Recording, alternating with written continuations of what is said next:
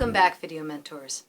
In this training session, we'll share with you the impact of HIV/AIDS in South Africa and how to help your net buddies through grief and mourning. Now, these topics are never easy to talk about, but we'd rather you learn about HIV/AIDS and the different impact that it's had on Africa than the United States and other countries from the Infinite Family team rather than your net buddies. We'd rather you bring questions to us. Most of your net buddies do not want to share their saddest life experiences. Of course, if they do, it's fine. But please, let's help them focus on what they have to offer and the life that they can build rather than what they've lost. The idea for Infinite Family came to me in 2003 on the second day when my husband and I were in Johannesburg, South Africa to adopt our son. It was in the course of deciding where we would adopt our child that we learned about the scale of Africa's orphan crisis. In the United States and other quote-unquote developed countries, our children are growing up in communities where there are 4 adults for every child. In sub-Saharan Africa, the rate is 1 to 2, often 1 to 1. This meant that so many children would be forced to grow up without the role models they need to learn how to be self-reliant and build the lives they want to lead. Frankly, it was overwhelming to me to imagine how all of these young children could grow up without the individual attention of adults to help them find their way through those turbulent teen years when the most important decisions must be made. Now let me turn you back over to Zoleka Petsi, Infinite Family's Director of Programs in South Africa, to hear how HIV/AIDS has been so much more devastating in Africa than in other countries.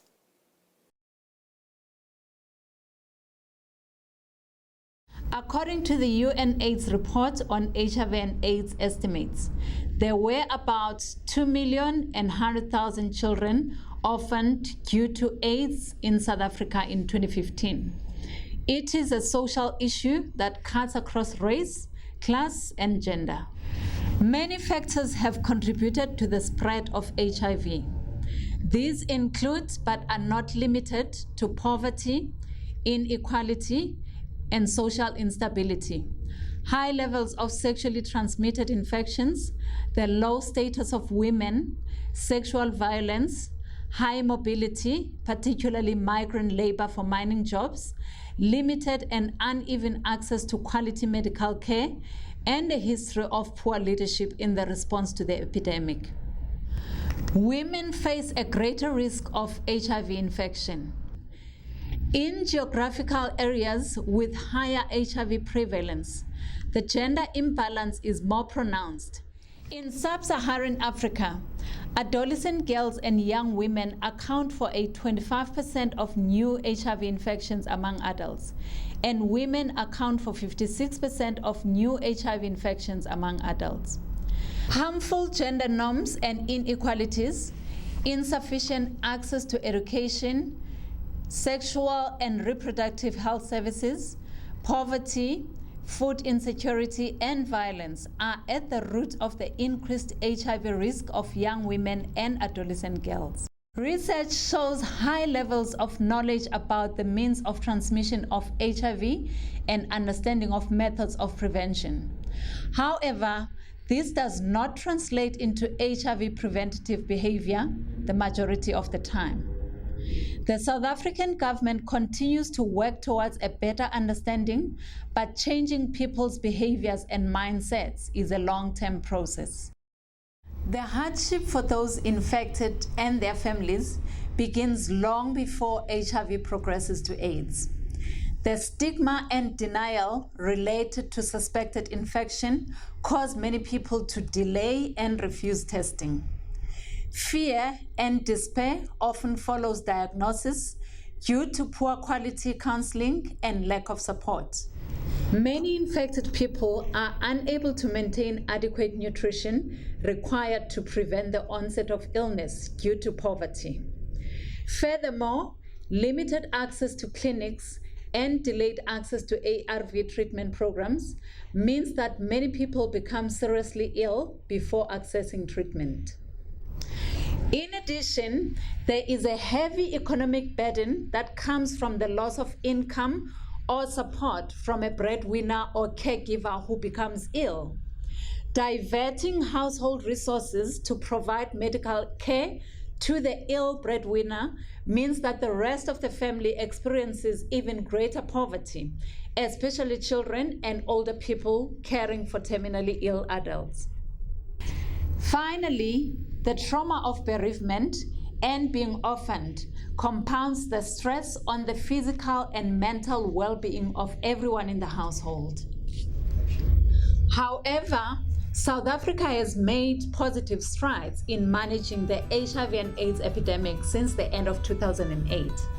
The numbers of people on antiretroviral treatment has increased dramatically, and as a result, there are fewer AIDS-related deaths compared to the previous years. According to the South African National AIDS Council Global AIDS Response Progress Reports 2015, in 2014, estimates showed a significant drop in the AIDS-related deaths for all ages from 320,000 in 2010 to about 140,000. Even with this remarkable improvement, most of Infinite Families teens have experienced the death of a friend or a loved one due to the tragedy of AIDS. A video mentor can be a powerful force for helping a young person see that their life does not end when their loved one dies, and that they still have the strength within themselves to build a better life. Children are the most vulnerable group affected by HIV and AIDS. Their lives are often drastically and permanently changed when a parent or other adult figure in their life passes away. Their lives are rearranged as extended families try to support them. Often, they need to move in with relatives, and it is not uncommon for siblings to get separated to live with different members of their extended families. Frequently, they are moved without warning to new communities, separating them from the previous friends and anyone who helped them before. Some end up living in institutions like group homes, and others in child-headed households where the elder siblings assume the role of the adult and have to take care of younger siblings. In the African culture, death is often treated as an adult issue in most families. Children are often left out of the discussions around the death of a loved one, even when it is their own parents. The children are not involved in the processes to prepare for the funeral, nor included in most discussions about what will happen to them next. Adults are usually the ones who make major decisions, and this lack of control leads to feelings of isolation in children and makes it even more difficult for them to deal with the loss. Even if your net buddy has personally experienced the loss of a loved one or is dealing with a sick family member, there is a good chance that they may not feel comfortable talking about it right away, maybe never. You might notice signs that they are struggling with something emotionally. Please give your net buddy the space and the time to process their thoughts and feelings. As a video mentor, you are not meant to act as their therapist, but you can provide emotional support by sharing your own experiences with loss, depression, or anxiety, and the methods you use to cope with that and heal. Now, let's take a closer look at the impact and signs of grief and mourning. When a parent dies, it affects all areas of a child's perception. In addition to the many very personal issues that accompany the death of a loved one, there are usually 3 questions that most children will struggle to answer for themselves. Is it my fault? Will I get sick? And what will happen to me? Given that the information is not usually shared openly with African children, these questions can be overwhelming and stay with a grieving teen for a very, very long time. Most African children who have lost parents and other loved ones are affected by several emotional responses that create personal barriers to their growth into resilient and confident young adults. When children are grieving, they often feel depressed and socially isolated as a result of not being able to save their parents or not having a voice in where they will live following this loss. If it is known their relatives died from HIV or AIDS-related illnesses, they are likely to be stigmatized and suspected to be infected with the disease. They may start believing they are different or not as good as other children. Taking on new grown-up roles to cope and sustain the household creates internal conflict, confusion, and anger, as society sometimes blame them for no longer behaving as a child should. Grief responses will vary greatly depending on age. As a young child, common responses to grief can include vulnerability, fear, anger, hopelessness, powerlessness, numbness, guilt, physical disruptions related to eating, sleeping, and even school. Teenage children often conflict between immortality of the self and the fragility of life. They may not understand the permanency of death. They may feel guilty for striving for independence from a parent that leaves them first. And some may put on a tough, defiant exterior wrapped in the idea that it won't happen to me. Common responses often include a reckless or live for today attitude. Children may think only of themselves and may act out by dressing and acting provocatively, seeking attention and physical gratification in place of meaningful connections or relationships. Other signs may include guilt and self-pity, delayed reactions, suppression of feelings, and isolation from peers. It is important to remember that mourning is fluid and dynamic. Its tasks can happen concurrently and they can be revisited through one's life. It may not happen all at once, and it is normal for children to experience good and bad days. Certain experiences, like the anniversary of a loss or topics, might trigger feelings. It is important to stay patient, calm, open-minded, and to be a good listener. Here's Amy with a couple of stories about some of the NetBuddies and their process of opening up. Hello, Amy here again. I'd like to share with you a story of one of our pioneer NetBuddies, and as an example of the amazing transformations that we've seen in our NetBuddies who as children went through incredibly traumatic experiences, but were lucky enough in their teens to have a video mentor to help them figure out how to build the better life that they dreamed about. So Delphina, we met Delphina in 2006. And Delphina was the most shy person I had ever met. Over the course of the first 18 months, I would go to South Africa every 4 to 6 months, and every time I met with Delphina, she never looked me in the eye, and she would never speak to me except from behind her hand. And, you know, I certainly couldn't pull her out of her shell. But her video mentor was having a similar experience, and she said that Delphina wouldn't communicate, that she wouldn't look up, and that she was having a very difficult time, she thought, connecting with Delphina. She kept asking us to please get Delphina a different mentor, one that could connect with her and really help her. And we talked to the organization where Delphina was and asked them if they thought that Delphina's video mentor was making a difference and whether we should switch it around to try something else. And the management of the Youth Host organization came back and said, oh, absolutely not. The video mentor might not see it, but we are seeing a transformation in Delphina. Please don't let that video mentor leave Delphina, because that will be another loss in her life, and it may be the one from which she never comes out of her shelf. So Delphina's video mentor stuck it out, worked with her, and at a year and a half, we had our first corporate partner that wanted to do a great big career development program with our kids, and they were throwing a big kickoff event with speeches, and the head honchos were coming over for the US, so we'd have adults from the US and executives from South Africa and everybody there to kick this program off, and they would be giving lots of inspirational speeches, and our teens said, we would also like to present. We'd like to share with all of these executives exactly how much it means that what they're going to do with us and explain to us and share with us about all the jobs at their business and how important that is to us. And I said, okay, fine. So looking through the video conference window at the room full of young people on the other side, I said, so who wants to present?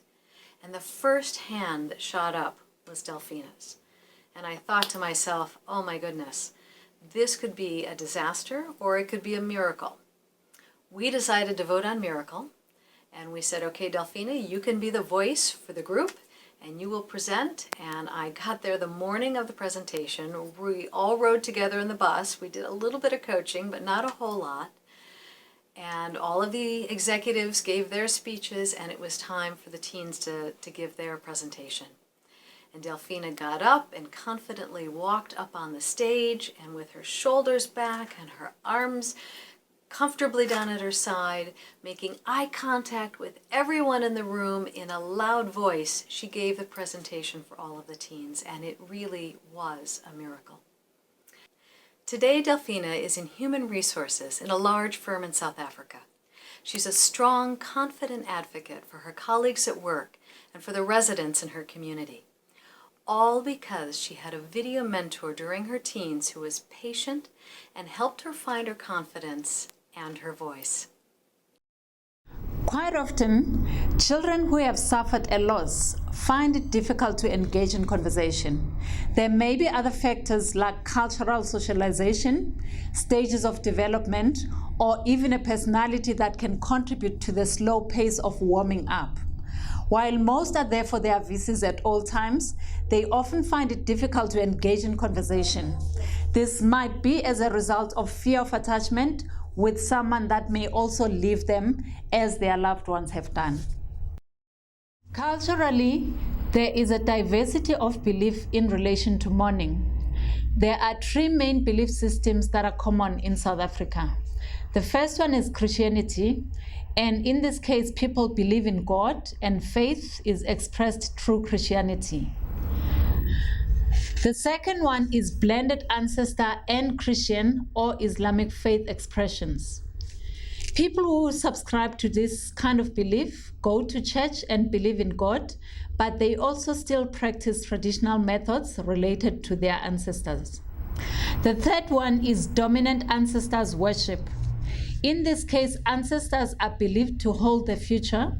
They can bestow blessings upon descendants, or they can even bring punishment upon descendants if they are offended. These beliefs and practices differ from one community to another, among clans, as well as from one family to the next. You are not expected to know everything as a mentor. Just remember to be open-minded and tolerant of cultural, religious, and spiritual differences. After a death, there are often official mourning periods, and again, they differ from one family to the other. The culturally acceptable period of time to process grief can range from 1 month, a couple of months, to a year, until a cleansing ceremony is done to release the family from mourning. There are certain expectations by society from people who are in mourning. These include, but are not limited to, not looking people straight in the eye, speaking in a lowered voice, getting home before sunset, avoiding arguments, avoiding social gatherings, wearing a certain item or even color of clothing that symbolizes loss, and this is mostly applicable to widows. We believe that the two key components in promoting healthy behavioral patterns are access to education and strong relationships and open communication with adults that model this behavior. As a video mentor, you will likely be the only adult in your NetBuddy's life that is exclusively focused on helping them learn to make the best decisions as they prepare to become adults. You are a critical role model for making decisions that others around them may not be making. You are also an important source of information. We believe that there are no more important gifts you can offer a young person, and we thank you for taking on this challenge.